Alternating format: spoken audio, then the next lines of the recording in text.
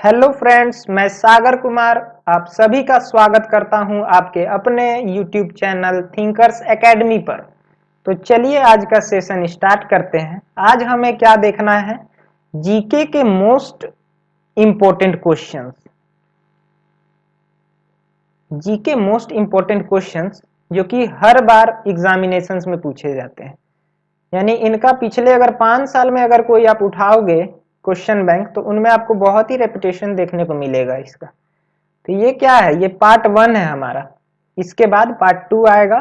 तो आगे बढ़ते हैं फर्स्ट क्वेश्चन पे और देखते हैं कैसे कैसे सवाल आज देखने को मिलते हैं। आगे देखिए, फर्स्ट क्वेश्चन क्या है? गीता के अंग्रेजी में अनुवादकार कौन है, यानी कि translator of Bhagavad Gita in English. तो ये है विलियम विल्किंस। ठीक है, विलियम विल्किंस है। ये गीता के अंग्रेजी में अनुवादकार हैं, लेकिन गीता की रचना किन्होंने की है? तो रचना महर्षि वेद व्यास ने की है। और गीता में संकलन किसका मिलता है आपको देखने को? सबसे इंपॉर्टेंट बात यह है, भगवत गीता में आपको विष्णु के अवतार कृष्ण कृष्ण और अर्जुन, जो एक बहुत ही अच्छे धनुर्धर थे, कृष्ण और अर्जुन के बीच संवाद का एक पूरा लिपिबद्ध जानकारी दिया गया है, जो कि महर्षि वेद व्यास द्वारा लिखा गया है। तो इसको ध्यान में रखोगे।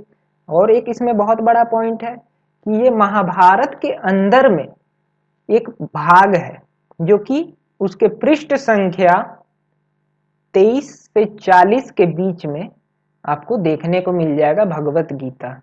ठीक है, इसमें क्या है? कन्वर्सेशन है इनके बीच का, कृष्ण और अर्जुन के बीच का। तो चलिए आगे क्वेश्चन पे बढ़ते हैं। अगला क्वेश्चन अगर देखोगे तो सुभाष चंद्र बोस के राजनीतिक गुरु कौन है? बहुत ही अच्छा क्वेश्चन। और ये गुरु से रिलेटेड आपसे बहुत सारे क्वेश्चन पूछे जाते हैं, तो हम इसे आज कवर करते हैं। सुभाष चंद्र बोस के राजनीतिक गुरु कौन है? चित्तरंजन दास जी हैं। वही चित्तरंजन दास जिन्होंने मोतीलाल नेहरू के साथ मिल करके स्वराज पार्टी की स्थापना कर रखी है। ठीक है, तो चित्तरंजन दास और मोतीलाल नेहरू, इन दोनों ने मिल करके स्वराज पार्टी की स्थापना की। आपसे कभी कभी एग्जाम में पूछेगा स्वराज पार्टी के संस्थापक कौन है, या फिर ये भी पूछ सकता है कि स्वराज पार्टी की स्थापना कब हुई। तो स्वराज पार्टी की जो स्थापना हुई है 1923 के अंदर में की गई है। स्वराज पार्टी की स्थापना कब हुई? 1923 में। और उसके बाद देखिए आपसे आगे क्या पूछेगा, महात्मा गांधी के राजनीतिक गुरु कौन है? Very very important question, VVI mark मैं यहां लगा रहा हूं, इसको हमेशा ध्यान में रखोगे। महात्मा गांधी के अगर आपसे गुरु पूछे तो ये हो जाएंगे गोपाल कृष्ण गोखले। और गोपाल कृष्ण गोखले के अगर आपसे राजनीतिक पूछ दे, राजनीतिक गुरु, तो महादेव गोविंद रानाडे। ठीक है, यहां बहुत ही अच्छा एक कॉन्सेप्ट आपको क्या मिल रहा है, महात्मा गांधी के तो राजनीतिक गुरु कौन हो गए? गोपाल कृष्ण गोखले हो गए। लेकिन एक और बात यहां पता चला कि गोपाल कृष्ण गोखले के गुरु कौन है? एमजी रानाडे। हमेशा याद रखना। और आगे बढ़ते हैं आगे के क्वेश्चन पे। बहुत अच्छा क्वेश्चन है। अगला क्वेश्चन क्या है? सूर्य ग्रहण कब लगता है? Very very confusing question. इसमें अगर अच्छे से रिवाइज नहीं है तो गलती होने की संभावना होती है, तो इसे हम जरा समझ लेते हैं अच्छे से। देखिए, मान के चलिए ये हमारा सूर्य है।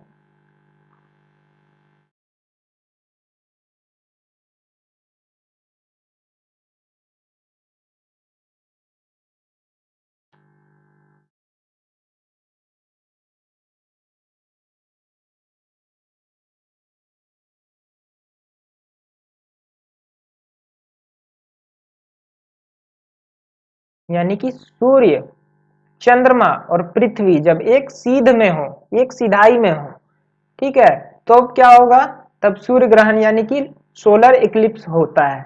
ठीक है, इसमें होता क्या है एक्चुअली में, यहाँ जो मून है, चंद्रमा है, ये सूर्य के प्रकाश को रोक लेता है एक क्षणिक समय के लिए, एक बहुत ही कम समय के लिए ये मून के रोशनी को रोकता है, जिससे कि हमारे पृथ्वी पर सूर्य का प्रकाश कुछ मिनटों के लिए क्या हो जाता है, लुप्त हो जाता है। इस कंडीशन को हम सूर्य ग्रहण कहते हैं। तो सूर्य ग्रहण कब लगता है, याद कर लो बच्चों, जब सूर्य और पृथ्वी के बीच, सूर्य और पृथ्वी के बीच चंद्रमा आ जाए तो सूर्य ग्रहण लगता है। और ये हमेशा कब लगेगा, ये भी ध्यान में रखने वाली बात है, ये न्यू मून के समय लगेगा। न्यू मून, जिसे अमावस्या के नाम से भी जानते हैं। ठीक है, ध्यान में रखना, न्यू मून के समय क्या होगा, सोलर इक्लिप्स।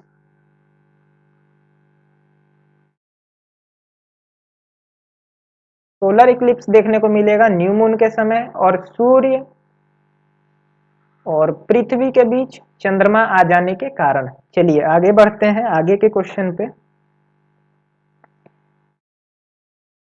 विश्व में सबसे ऊंचाई पर स्थित खारे जल का झील, यानी खारे पानी मीन्स बोले तो उसमें क्या है, सैलिनिटी है अपना, यानी कि उसमें अगर सॉल्ट का प्रॉपर्टीज देखने को मिलेगा तो उसे हम क्या कहेंगे, खारा जल। ठीक है, तो विश्व में सबसे ऊंचाई पर स्थित खारे जल का अगर झील, अगर लेक बोलेगा तो लेक पैगोंगसो है, यानी पैगोंगसो झील, जो हमारे देश में है, हमारे यूटी लद्दाख में, हमारे यूटी लद्दाख के अंदर पैगोंगसो लेक देखने को मिलेगा। ठीक है, अगर यहां ध्यान से आप देखोगे, इसी पैगोंगसो और पैगोंगसो के पास में अगर देखोगे, थोड़ा बहुत अभी विवाद हुआ था पिछले साल, और उसके बाद हमारा जो पैगोंगसो लेक है, इसके पास में तो विवाद देखने को मिला ही, और दौलत बेग ओल्डी एक स्थान है जो कि ऊपर में है लद्दाख में, वहां से लेकर के और कुछ पैगोंगसो के पास में विवाद देखने को मिला। तो ये यहाँ आप याद रखोगे कि सबसे ऊंचाई पर स्थित खारे पानी की झील वर्ल्ड में कौन है, पैगोंगसो है।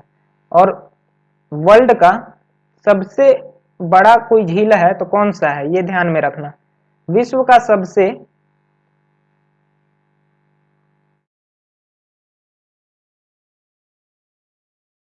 बड़ा झील, ये है कैसिपियन सागर झील, जो रशिया के अंदर है। ठीक है, विश्व का सबसे बड़ा झील कौन सा है, ये एरिया के हिसाब से, क्षेत्रफल के हिसाब से मैं आपको बता रहा हूं, ये कैसिपियन सागर है। और अगर आपसे पूछ दे विश्व का सबसे बड़ा खारे जल का झील कौन सा है, खारे जल का झील अगर बोलेगा तो वो भी क्या हो जाएगा, आपका कैसेपियन सागर ही हो जाएगा। ठीक है, तो यहां से 2 पॉइंट आपको निकलता है एक क्वेश्चन से, कि विश्व का सबसे बड़ा झील कौन है, कैसेपियन झील रूस, और विश्व का सबसे बड़ा खारे जल का झील कौन है, कैसेपियन झील रूस। आगे देखिए, अगर आपसे पूछ दे विश्व का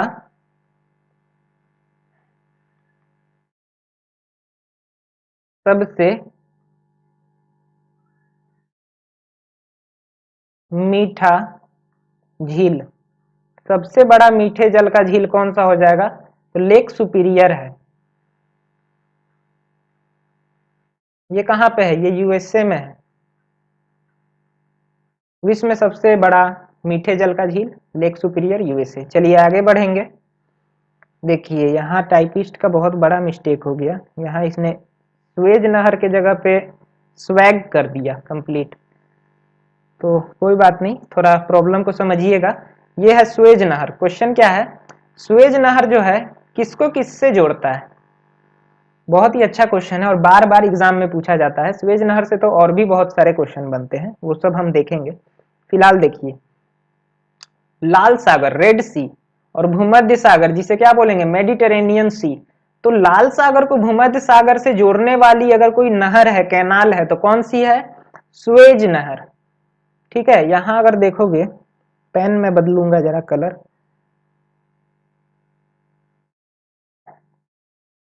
यहाँ पे अगर आप देख सकते हो स्वेज नहर यहाँ पे है, यानी अफ्रीकन कॉन्टिनेंट और एशियन कॉन्टिनेंट को अलग करने वाला अगर कोई नहर के फॉर्म में अगर आपसे पूछेगा कि अफ्रीकन कॉन्टिनेंट और एशियन कॉन्टिनेंट को अलग करने वाला नहर कौन सा है, कैनाल कौन सा है, तो स्वेज नहर है। ठीक है, अभी थोड़ा इसे आगे समझ लेते हैं। देखिए अभी अगर आप यहाँ देखोगे तो ये कंप्लीट जो इटली से सटा हुआ है, ग्रीस वगैरह से जो सट रहा है, ये अपना ये मेडिटेरेनियन सी है, यानी भूमध्य सागर है। ठीक है, और यहाँ पे जो है इजिप्ट एंड सूडान वगैरह से और सऊदी अरब से जो सटा हुआ है, ये है हमारा रेड सी। तो मेडिटेरेनियन सी यानी भूमध्य सागर को लाल सागर से जोड़ने वाला अगर कोई नहर है तो वो कौन सा है, स्वेज नहर। कैनाल किसे बोलते हैं, artificial flow of water is called canal and natural flow of water is called river. इतना तो ध्यान में रखना है। ठीक है, स्वेज नहर मेडिटेरेनियन सी को रेड सी से जोड़ती है और उसके बाद किसे अलग करती है, अफ्रीकन कॉन्टिनेंट को एशियन कॉन्टिनेंट से अलग करती है, ये भी ध्यान में रखोगे। चलिए आगे बढ़ते हैं। हमारा आज का ये स्टैटिक डोज है, स्टैटिक डोज के बारे में जरा देख लेते हैं दोस्तों। यहां हमने क्या पूछा है आपसे, उत्तरी ध्रुव की खोज किसने की थी, यानी नॉर्थ पोल। पोल अगर बोलोगे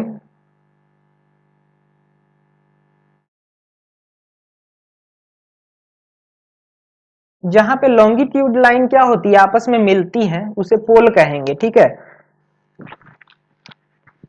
लॉन्गिट्यूड लाइन आपस में मिलने के स्थान को पोल्स कहते हैं। ये नॉर्थ पोल हो गया,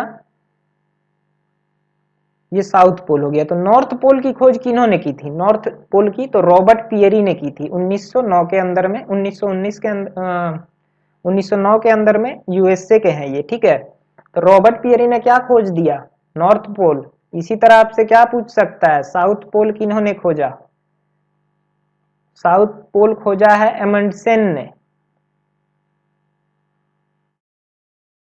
जो कि नॉर्वे के रहने वाले हैं। ठीक है, साउथ पोल एमंडसेन नॉर्वे और north pole Robert Peary USA. ठीक है, याद रखना इस पॉइंट को। आगे अगर देखोगे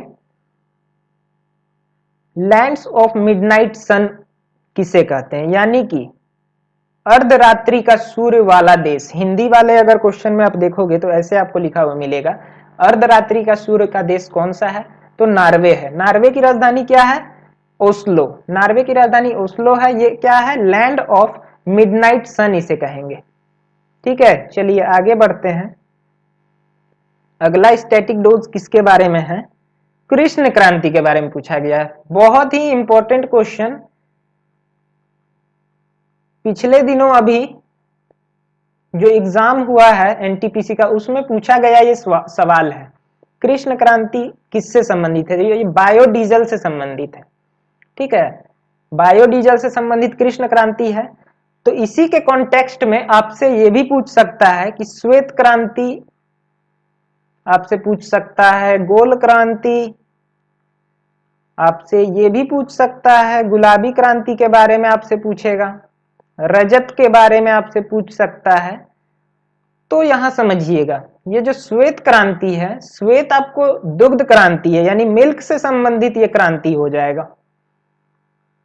और जब भी आप गोल क्रांति के बारे में बात करोगे तो गोल क्रांति मीन्स अगर शेप के हिसाब से जाओगे तो आलू पे चले जाना, गोल क्रांति हमेशा आलू से संबंधित रहा है। ठीक है, गुलाबी क्रांति अगर जाओगे तो आप इसमें जो झींगा मछली एक आता है जो ऑर्थोपोडा में आता है, ऑर्थोपोडा फाइलम का एक सदस्य है झींगा। ठीक है, जिसमें चींटी वगैरह जितने भी कीड़े हैं वो ऑर्थोपोडा में आते हैं, उसी में हमारा आता है झींगा, प्रॉन फिश जिसे बोलते हैं, जिसे वेस्ट बंगाल में बड़े ही चाव से लोग खाते हैं।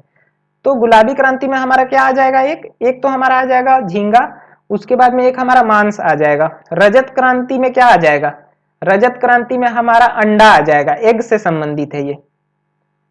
ठीक है, रजत क्रांति एग से संबंधित है, इतना भी ध्यान में रखिएगा। गोल क्रांति क्या बताए थे, आलू। गुलाबी तो झींगा हो जाएगा। नीली क्रांति देखोगे तो मत्स्य हो जाएगा। ये सब ध्यान में रखना है। आगे अगर हम लोग सवाल देखें आगे का, तो बर्डमैन ऑफ इंडिया बहुत ही अच्छा क्वेश्चन है। बर्डमैन ऑफ इंडिया किसे कहते हैं, कौन है? तो सलीम अली है। भारत के बर्डमैन हैं सलीम अली।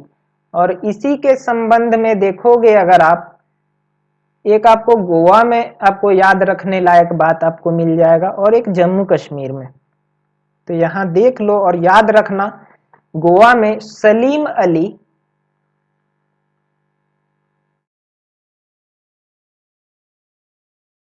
बर्ड सेंचुरी है। तो सलीम अली बर्ड सेंचुरी कहां है? गोवा में है। जबकि जम्मू कश्मीर के श्रीनगर में क्या है? ध्यान देने वाली बात है, जम्मू कश्मीर के श्रीनगर में सलीम अली नेशनल पार्क है। सलीम अली नेशनल पार्क जम्मू कश्मीर में हो जाएगा और सलीम अली बर्ड सेंचुरी गोवा में हो जाएगा। हमेशा याद रखिएगा। और ये हमारा स्टैटिक डोज आज का था। और आगे देखते हैं क्या है। देखिए बहुत ही अच्छा क्वेश्चन, भारतीय रुपए का प्रतीक चिन्ह किसने दिया? तो भारतीय रुपए का प्रतीक चिन्ह अगर आप अपने करेंसी नोटों पे देखोगे या सिक्कों पर देखोगे तो आपको इस तरह का, यानी हिंदी का ये जो देवनागरी लिपि का र है और इंग्लिश का जो आर है उससे मिलकर के बनाया गया एक ये आपको क्या मिल जाएगा? प्रतीक चिन्ह। इसको किसने बनाया है? तो उदय कुमार ने। उदय कुमार जो आईआईटी मुंबई के छात्र हैं थे उस समय, ठीक है। और इससे आपको एक और क्वेश्चन, वेरी इंपॉर्टेंट क्वेश्चन क्या बन सकता है कि भारतीय रुपए का जो प्रतीक है इसको कब संसद भवन से पारित कराया गया? तो 2010 के अंदर में ये पारित हो गया, ठीक है। चलिए आगे देखते हैं, आगे का क्वेश्चन क्या है। वेल्थ ऑफ द नेशन, बार बार पूछा जाने वाला प्रश्न। वेल्थ ऑफ द नेशन पुस्तक के लेखक कौन है? ओह सॉरी, यहाँ पे देखिए बहुत बड़ा मिस्टेक है। मैडम स्मिथ यहाँ कर दिया है टाइपिस्ट ने, लेकिन मैनेज कीजिएगा। ये एडम स्मिथ है, ठीक है। वेल्थ ऑफ द नेशन पुस्तक के लेखक कौन है? Adam Smith. और एक और अर्थशास्त्री हैं जिनके बारे में पुस्तक के बारे में पूछा जाता है, कार्ल मार्क्स। कार्ल मार्क्स का एक पुस्तक है दास कैपिटल, इसके बारे में भी आपसे बार बार पूछा जाता है। तो मैं यहां लिख देता हूं, दास कैपिटल के लेखक कौन है? कार्ल मार्क्स, ठीक है। कार्ल मार्क्स लेखक हो गए दास कैपिटल के, और एडम स्मिथ किसके लेखक हो गए? वेल्थ ऑफ नेशन के। और दादा भाई नौरोजी जो हैं, इनसे भी संबंधित एक तथ्य है,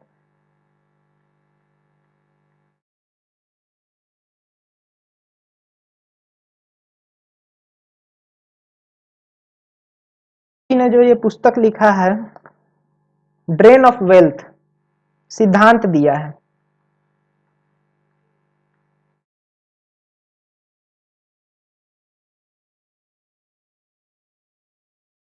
इसमें इन्होंने अंग्रेजों का जो नीति है उसका खुलासा किया। सबसे पहले अगर देश में देखोगे, बताया किसी ने, ये अंग्रेज क्या कर रहे हैं, भारत का जो वेल्थ है उसको ड्रेन कर रहे हैं, यानी धन का निष्कासन कर रहे हैं।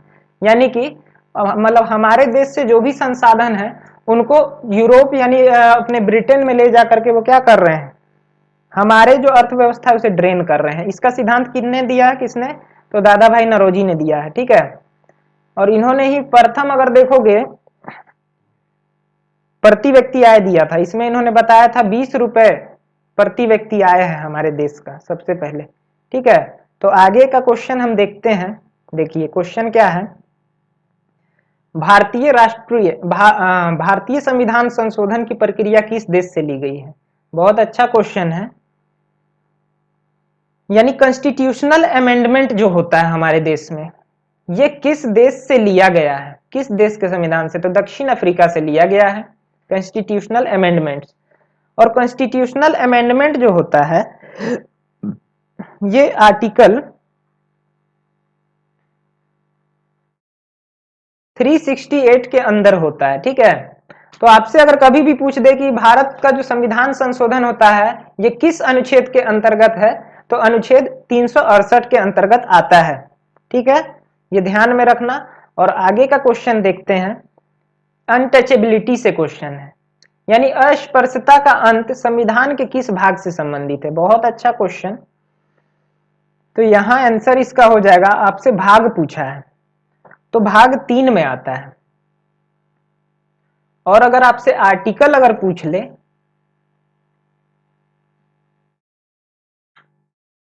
आर्टिकल 17 हो जाएगा। अनुच्छेद 17 में आता है अनटचेबिलिटी, एवोल्यूशन ऑफ अनटचेबिलिटी। और भाग में अगर देखोगे तो 3 में आता है। भाग 3 में एक्चुअली में क्या क्या है जरा एक बार समझ लीजिए। भाग 3 के अंदर में हमारा मौलिक अधिकार आता है,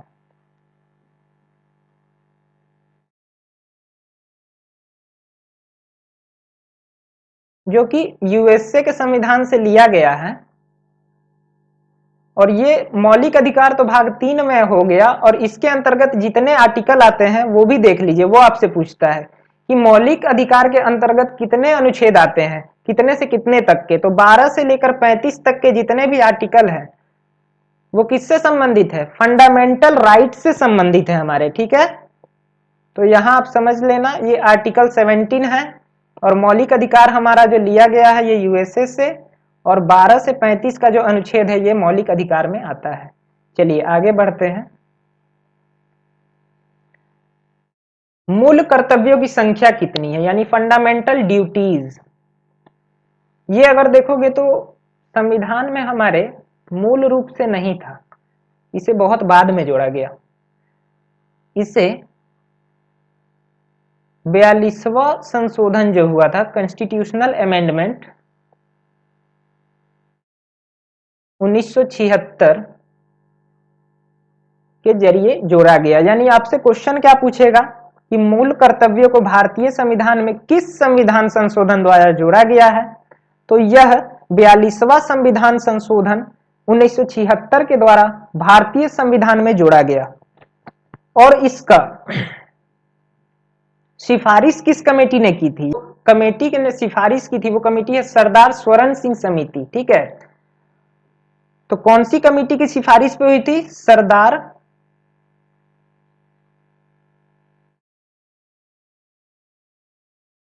स्वर्ण सिंह समिति की अनुशंसा पर मूल कर्तव्यों को भारतीय संविधान में जोड़ा गया। चलिए आगे बढ़ेंगे। बहुत ही इंपॉर्टेंट क्वेश्चन है, राज्यसभा का नाम राज्यसभा कब पड़ा। यानी कि राज्यसभा अगर यहां से आप हटा भी दोगे, यहां आप ये लिख दो काउंसिल ऑफ स्टेट। यानी कि राज्यसभा का पहले नाम क्या था बच्चों, काउंसिल ऑफ स्टेट कहते थे। यानी कि इसे सबसे पहले हम समझ लेते हैं। 3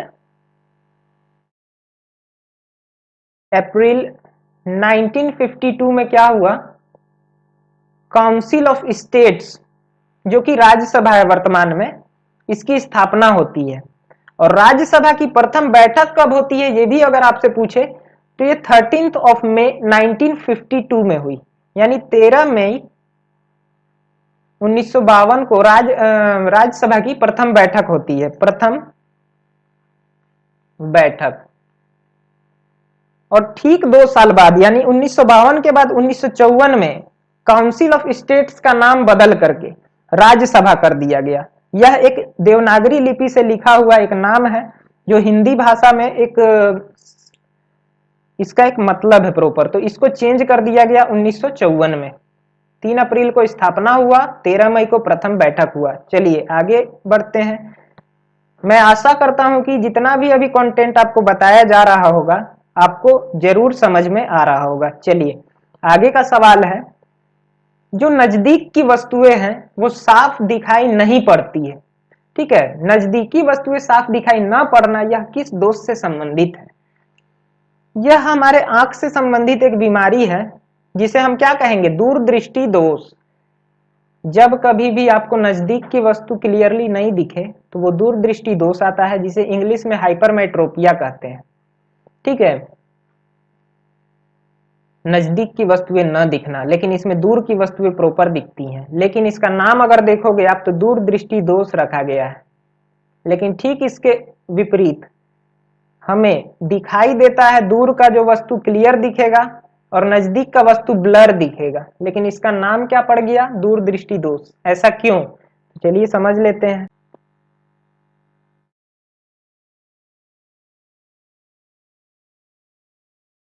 ये एक नॉर्मल सा आंख है, हेल्दी आई का, हेल्दी मनुष्य का एक आंख है। इसमें जो फॉर्मेशन हो रहा है वो रेटिना पे हो रहा है। अगर देखेंगे तो जो इमेज का फॉर्मेशन हो रहा है वो रेटिना पे हो रहा है, जबकि ये क्या है? एक हाइपरमेट्रोपिक आई है, दोषपूर्ण आंख है। इसमें क्या होता है? जो इमेज का फॉर्मेशन होता है वो रेटिना के पीछे हो जाता है, यानी रेटिना से दूर हो जाता है, इसीलिए इसका नाम क्या पड़ा है? दूरदृष्टि दोष। ठीक है, अब देखिए इसे सुधारेंगे कैसे? सबसे बड़ा यहाँ बात यही है। इसे सुधारने के लिए हम कॉन्वेक्स लेंस का यूज करते हैं। जैसा कि आप सभी जानते होंगे, कॉन्वेक्स लेंस क्या है? एक कन्वर्जिंग लेंस है, यानी कि बीम ऑफ लाइट जो है, नॉर्मली अगर यहाँ पे है, अगर इस जगह पे मैं एक कॉन्वेक्स लेंस अगर लगा दूं तो ये इसे कन्वर्ज करके थोड़ा सामने की ओर ला देगा। बस यही यहाँ पे कॉन्वेक्स लेंस से क्या होता है? जो रे ऑफ लाइट है वो इमेज फॉर्मेशन हमारे रेटिना पे करा देता है, लाइट को कन्वर्ज करा करके। तो इसको ध्यान में रखिएगा, हाइपरमेट्रोपिया हो गया ये। और इसी तरह से एक है माइयोपिया, ये शॉर्ट साइटेडनेस है, यानी निकट दृष्टि दोष। इसमें नजदीक की वस्तुएं साफ दिखेंगी लेकिन दूर की वस्तुएं साफ नहीं दिखती है। चलिए आगे बढ़ेंगे। नेक्स्ट क्वेश्चन, एलईडी की खोज किन्होंने की है? एलईडी की खोज निक होलोनियाक ने की है। और इससे क्वेश्चन क्या बन सकता है आपसे कि एलईडी का फुल फॉर्म आपसे पूछ ले, तो लाइट एमिटिंग डायोड हो जाएगा एलईडी का हमारा फुल फॉर्म। तो याद रखेंगे निक होलोनियाक। आगे, तापमान बढ़ने पर अर्धचालक की चालकता पर क्या प्रभाव पड़ता है? यानी कभी भी अगर टेम्परेचर बढ़ेगा सेमीकंडक्टर का तो उससे कंडक्टिविटी पे क्या इफेक्ट पड़ता है, ये पूछा गया है। तो जब कभी भी सेमीकंडक्टर का आप तापमान बढ़ाओगे तो उसका चालकता बढ़ेगी। और इसी के जैसे अगर इंसुलेटर आप लेते हो, इंसुलेटर, तो इंसुलेटर का भी अगर आप तापमान बढ़ाओगे, इंक्रीज कर रहे हो टेम्परेचर, तो उसका कंडक्टिविटी जो है, चालकता बढ़ेगी। लेकिन अगर आप यहां सिर्फ कंडक्टर लोगे और कंडक्टर का अगर आप तापमान बढ़ाओगे, टेम्परेचर अगर बढ़ाओगे, तो कंडक्टिविटी जो है वो घटेगी, यानी चालकता घट जाएगी। तो याद रखना है पॉइंट्स, क्या रखना है कि सेमीकंडक्टर का जो तापमान बढ़ाएंगे तो चालकता बढ़ जाएगी, और अगर कंडक्टर यानी चालक का तापमान बढ़ाएंगे तो चालकता घट जाएगी। चलिए नेक्स्ट क्वेश्चन, बहुत अच्छा क्वेश्चन है, बायो का क्वेश्चन पूछा गया है। क्या है? हड्डी में कौन सा प्रोटीन पाया जाता है? तो हड्डी में ओसिन प्रोटीन पाया जाता है भाई। हमारे जो बोन है, ह्यूमन बोन या फिर जितने भी मेमेलियंस हैं, उनके बोन में ओसिन नाम का प्रोटीन पाया जाता है। एक्चुअली में ये कार्य क्या करता है? हमारा बोन जो है कैल्शियम और फास्फोरस का बना हुआ है होता है, तो इसके बाउंडेशन को बरकरार रखने के लिए ओसिन प्रोटीन बहुत ही इंपॉर्टेंट है। तो ध्यान में रखेंगे कि हड्डी में कौन सा प्रोटीन पाया जाता है, तो ओसिन प्रोटीन। इसी प्रकार आपसे अगर पूछ दे एग में, एग में एल्ब्यूमिन,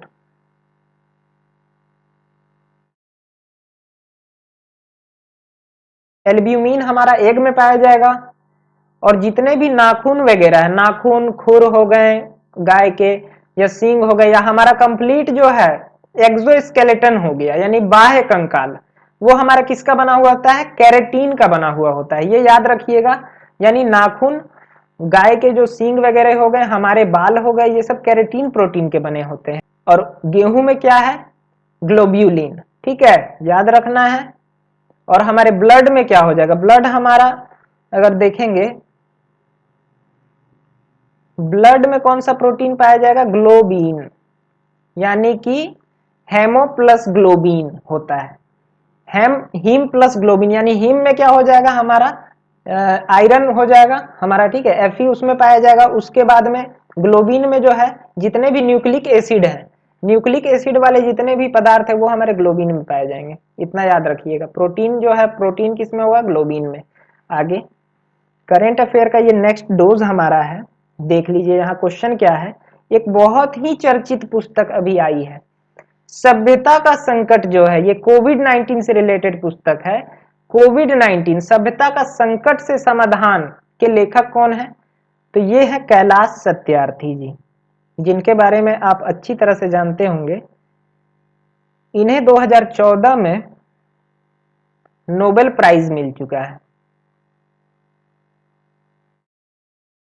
2014 में इन्हें क्या मिला है? नोबेल प्राइज मिल चुका है पीस के क्षेत्र में, ठीक है, शांति के क्षेत्र में नोबेल पुरस्कार मिला है। और इनके साथ एक और महिला को मिल चुका है, जिसके बारे में मैं आपको नहीं बताऊंगा, आप कमेंट में बताएंगे। कमेंट करके आप जरूर इसमें बताओगे कि 2014 में और किन्हें मिला था कैलाश सत्यार्थी के साथ में नोबेल प्राइज, ठीक है। और उसके बाद इनके बारे में और एक इंटरेस्टिंग फैक्ट क्या है, इन्होंने एक संस्था की स्थापना की हुई है, फाउंडेशन एक है,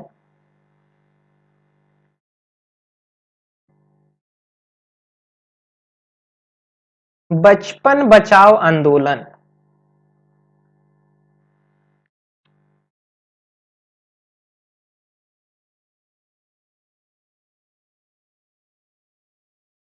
तो बचपन बचाओ आंदोलन जो फाउंडेशन है, एक संस्था है, ये किसके द्वारा स्थापित की गई है? तो ये कैलाश सत्यार्थी जी के द्वारा स्थापित की गई एक फाउंडेशन है। चलिए नेक्स्ट क्वेश्चन क्या है, चिकित्सा के क्षेत्र में जो आपको चिकित्सा शिक्षा के क्षेत्र में जो आईजी पुरस्कार मिलता है, यानी आईजी मीन्स इंदिरा गांधी पुरस्कार जो मिलता है, 2020 का किन्हें मिला है? तो ये नरेंद्र मोदी को दिया गया है, ठीक है। इतना ध्यान रखोगे, ये question exam point of view से बहुत इंपॉर्टेंट है। Bill and Melinda Gates foundation का भी पुरस्कार इन्हें हाल ही में, ठीक है, तो ये भी आप याद रखना। चलिए अभी आगे बढ़ते हैं। नेक्स्ट हमारा क्या है, सिंगापुर राष्ट्रपति पुरस्कार 2020 किन्हें मिला है? सिंगापुर का जो राष्ट्रपति पुरस्कार है 2020 का, कला नारायण स्वामी को मिला हुआ है।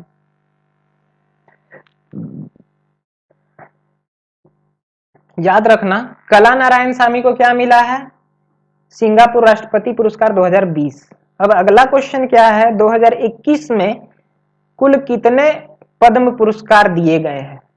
तो 119 पद्म पुरस्कार कुल दिए गए हैं। 26 जनवरी को अनाउंस होता है, इसमें देख लीजिए 7 जो मिले हैं पद्म विभूषण, 10 मिला है पद्म भूषण और 102, अगर इन सभी को आप अगर जोड़ दोगे तो कुल मिलाकर के 119 पुरस्कार मिले हैं पद्म के इस बार, ठीक है। याद रखना, पद्म विभूषण 7, पद्म भूषण 10 और 102 पद्मश्री। चलिए नेक्स्ट क्वेश्चन, रक्षा मंत्री के वैज्ञानिक सलाहकार कौन है? ये सबसे अच्छा क्वेश्चन है। रक्षा मंत्री के जो वैज्ञानिक सलाहकार हैं वो जी सतीश रेड्डी हैं। अगर जी सतीश रेड्डी के बारे में और भी नॉलेज अगर आप लेना चाहें तो ये डीआरडीओ के अध्यक्ष भी हैं फिलहाल में, तो ये ध्यान में रखोगे। डीआरडीओ के अध्यक्ष कौन है? जी सतीश रेड्डी हैं। रक्षा मंत्री के वैज्ञानिक सलाहकार भी जी सतीश रेड्डी ही हैं। तो ये हमारा आज लास्ट क्वेश्चन, आखिरी क्वेश्चन था, और इसके बाद हम कल मिलेंगे नए पार्ट के साथ और नए क्वेश्चंस के साथ। और ऐसे ही हमारे चैनल को लाइक, सब्सक्राइब और प्यार देते रहें ताकि हमें एक मोटिवेशन मिलता रहे हमेशा। चलिए तो आज के लिए धन्यवाद, कल मिलते हैं, थैंक यू।